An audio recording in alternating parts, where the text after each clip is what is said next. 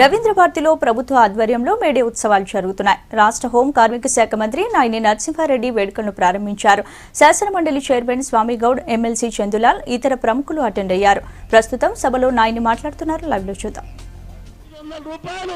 Municipal కార్మికులకు పెంచడం జరిగిందని చెప్పని నేను మనవి చేస్తున్నాను. ఆ విధంగా గవర్నమెంట్లో ఉన్నటువంటి కాంట్రాక్ట్ లెక్చరర్లను, కాంట్రాక్ట్ టీచర్లను, కాంట్రాక్ట్ డాక్టర్లను, వీళ్ళందరినీ కూడా కాంట్రాక్ట్ గవర్నమెంట్లో ఉన్న కాంట్రాక్ట్ వాళ్ళను అందరినీ రెగ్యులరైజ్ చేయడానికి ప్రభుత్వం నిర్ణయం తీసుకుందని చెప్పని కూడా నేను మనవి చేస్తున్నాను.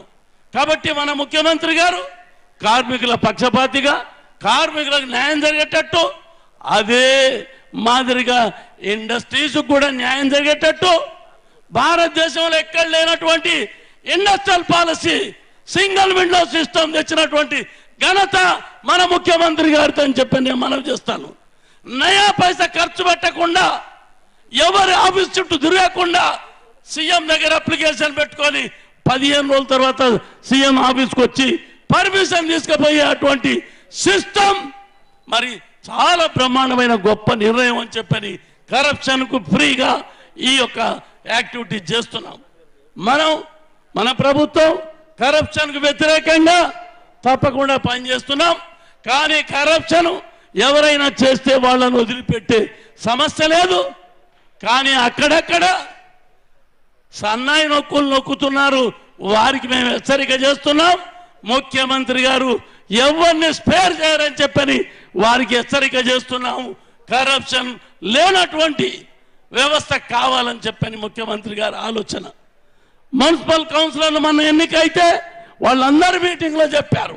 వాళ్ళ ట్రైనింగ్ దాంట్లో వాళ్ళకు 3 రోజులు ట్రైనింగ్ పెట్టారు. మున్సిపల్ కార్పొరేషన్ కౌన్సిలర్లను అందరినీ కూడా బెల్లంపల్లి, మరి తర్వాత గోదావరి కన్ని, మరి అదేవిధంగా ఖమ్మం, వరంగల్, హైదరాబాద్ కార్పొరేట్లతో మీటింగ్ పెట్టి సింగిల్ పైసా ఖర్చు పెట్టుకోకుండా ఇంటి పర్మిషన్ తీసుకునేటువంటి వాతావరణం రావాలని చెప్పని ముఖ్యమంత్రి గారు వారందరికీ కూడా ఆదేశాలు ఇచ్చారు.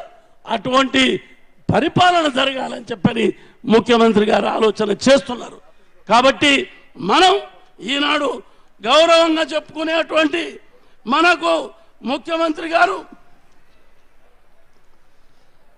ఇప్పుడే మా అశోక్ గారు చాలా స్కీమ్స్ అన్ని కూడా మీ ముందర పెట్టడం కూడా జరిగింది.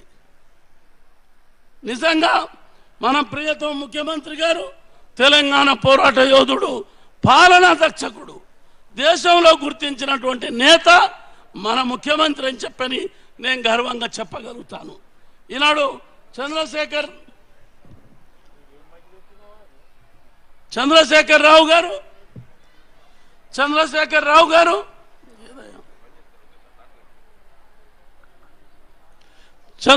రావు గారు మన ముఖ్యమంత్రి గారు మరి ఈనాడు నేను 5 శతాబ్దాలు కార్మిక రంగంలో పనిచేశాను. 5 శతాబ్దాలు దాదాపు 70-80 యూనియన్ల నాయకత్వం వహించి నేను నాయకత్వం చేశాను. మరి నేను ఎమ్మెల్యే పోటీ చేయడానికి ఆర్థిక స్తోమత నా దగ్గర లేదని చెప్పాను ముఖ్యమంత్రికి. ఆయన అన్నాడు, మీరు ఎమ్మెల్యే పోటీ చేసే అవసరం లేదు, మిమ్మల్ని క్యాబినెట్లో తీసుకుంటా, ఎమ్మెల్సీ ఇస్తానని చెప్పారు. నాకు మంత్రి పదవి ఇచ్చారు. మరి కార్మిక శాఖ కూడా నాకు ఇచ్చినందుకు వారికి నేను ధన్యవాదాలు తెలుపుకుంటున్నాను. అదేవిధంగా ఈనాడు చాలా రాష్ట్రాలు మినిమం వేజెస్ చాలా తక్కువ ఉన్నాయి. మన రాష్ట్రంలో కూడా ఉన్నదానికి అన్నిటికీ ఎక్కువనే ఉన్నాయి. అయినా ఇంకా పెంచాల్సినటువంటి అవసరం ఉన్నది. నేను ఇంతకుముందు చెప్పినట్టు అది ఈ నెలలో ఫైనలైజ్ చేసే కార్యక్రమం చేస్తాం. అదే కాకుండా ఈనాడు కార్మికులకు, మేనేజ్మెంట్కు న్యాయమైనటువంటి పద్ధతుల్లో అటు ప్రొడక్షన్, ఇటు కార్మికుల యొక్క వేజెస్ అన్నీ కూడా సమన్వయం చేసుకుంటూ పోవాల్సినటువంటి అవసరం ఉన్నది. చాలా ఇండస్ట్రీస్లో ఒప్పందాలు జరుగుతాయి. ఆ ఒప్పందాలలో కార్మికులు, మేనేజ్మెంట్ కలిసి ఒక మంచి వాతావరణంలో అగ్రిమెంట్లు చేసుకొని మంచి వాతావరణంలో పనిచేసి ఉత్పత్తిని పెంచి ఇటు రాష్ట్రాన్ని అటు దేశానికి లాభసాటిగా వచ్చే అటువంటి కార్మిక సంబంధాలు ఏర్పాటు చేయాలని చెప్పని తెలంగాణ రాష్ట్ర ప్రభుత్వం ప్రయత్నం చేస్తున్నది. దాంట్లో భాగంగానే మరి ఈనాడు సమ్మెలు లాకౌట్లు తగ్గినాయి. ఈనాడు కార్మికులలో ఆలోచన పెరిగింది. గతంలో మన మేనేజ్మెంట్ వేరు, యూనియన్లు వేరుండే. ఈనాడు మరి ఏదైతే కేంద్ర ప్రభుత్వం గత ప్రభుత్వాలు తీసుకున్నటువంటి నిర్ణయం వల్ల new economic policy, new industrial policy వచ్చిన తర్వాత కంప్లీట్గా సిచ్యువేషనే మారిపోయింది. ఈనాడు మేనేజ్మెంటు యజమాని కాదు, ఇలా మార్కెట్ యజమాని అయిపోయింది. మార్కెట్ను సంతృప్తి చేస్తేనే ఇండస్ట్రీస్ నిలబడగలుగుతాయి, ఇండస్ట్రీస్ నిలబడితేనే కార్మికుడు నిలబడగలుగుతారు. అటువంటి వాతావరణం కావలసినటువంటి అవసరం ఉందని చెప్పని నేను మనవి చేస్తున్నాను. అందుకొరకే అటువంటి వాతావరణాన్ని మన నెలకొల్పి తెలంగాణ రాష్ట్రంలో కార్మిక సంబంధాలు, మేనేజ్మెంట్ సంబంధాలు నెంబర్ 1 ఉండేలాగా అందరం కలిసి పనిచేయాలని చెప్పని నేను కోరుకుంటున్నాను. ఇవాళ ఆదర్శం సింగరేణి కాలరీస్ ఒక ఆదర్శం. శ్రీధర్ గారు చైర్మన్ అయిన తర్వాత బ్రహ్మాండంగా ఉత్పత్తి పెరిగింది.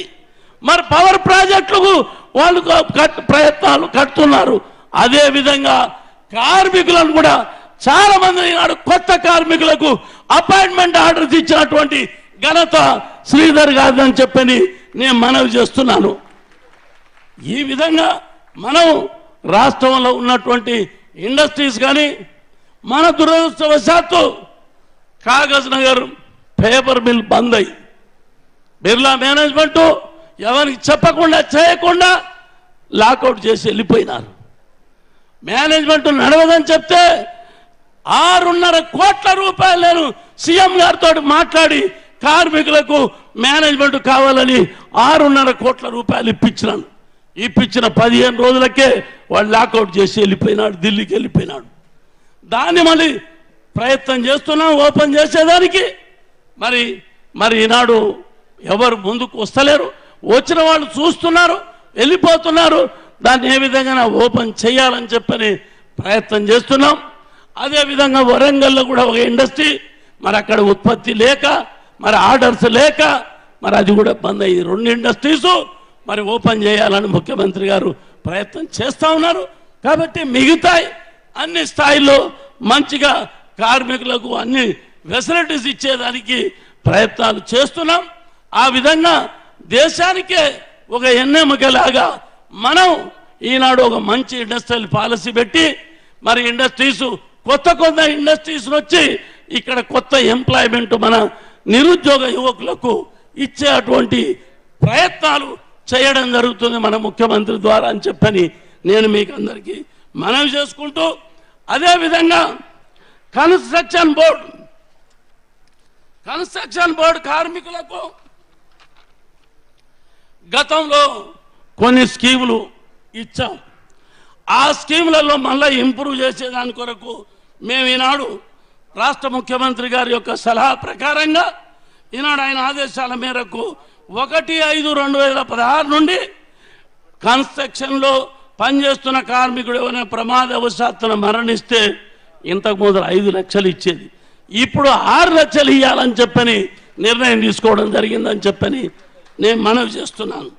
ప్రమాదవశాత్తున శాశ్వత అంగవైకల్యానికి మరి 3 లక్షలు ఇచ్చేది ఇప్పుడు అది 5 లక్షలు చేశామని చెప్పని నేను మీ అందరికి కూడా మనవి చేస్తున్నాను. మరి అదేవిధంగా ప్రమాదం వలన వార్షిక శాశ్వత అంగవైకల్యం అయితే 3 లక్షలు ఇచ్చేది ఇప్పుడు 4 లక్షలు చేశామని చెప్పని నేను మీ అందరికీ మనవి చేస్తున్నా.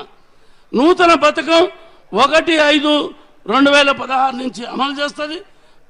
ప్రస్తుతం మరి ప్రమాదంలో అంగవైకల్యమైనటువంటి కార్మికులకు వాళ్లకు కృత్రిమ అవయవాలు కూడా కాలు చెయ్యిపోతే కృత్రిమంగా కాలు చెయ్యి కూడా వాళ్ళకి ఏర్పాటు చేపించే ప్రయత్నం కూడా చేస్తాం. వీల్ చైర్ ఇచ్చే ప్రయత్నం చేస్తాం.